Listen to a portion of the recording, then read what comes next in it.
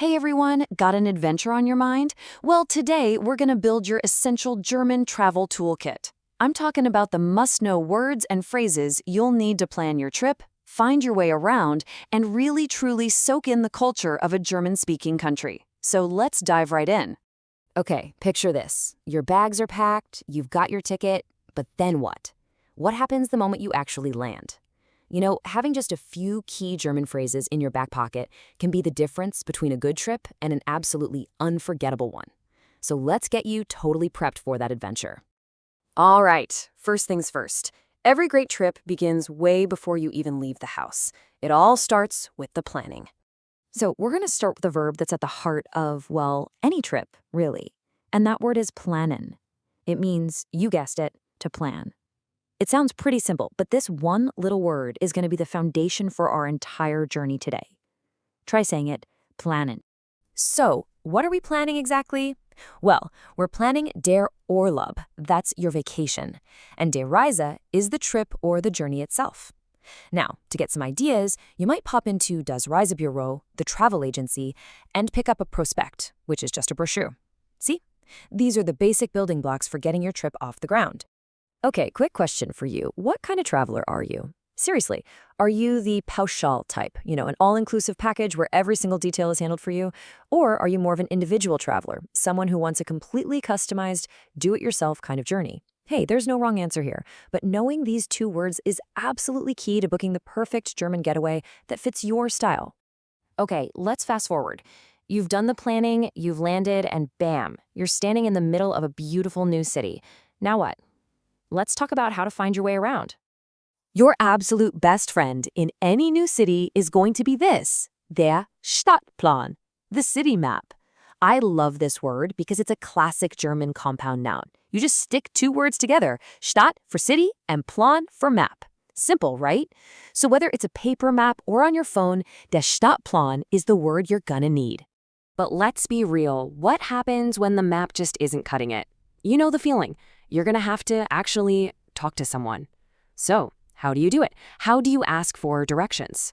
Okay, here it is. This is your superpower phrase, nach dem Weg fragen.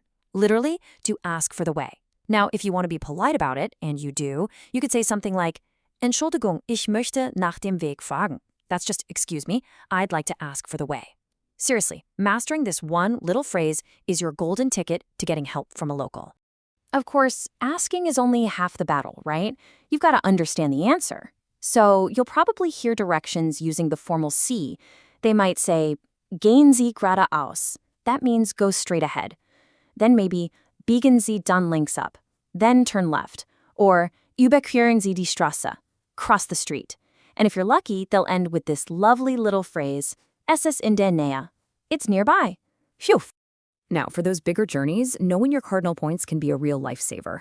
You've got nördlich for north, südlich for south, östlich for east, and westlich for west. And here's the great part. They sound pretty similar to English, right? So they're actually quite easy to remember when you're staring at a map or a train schedule.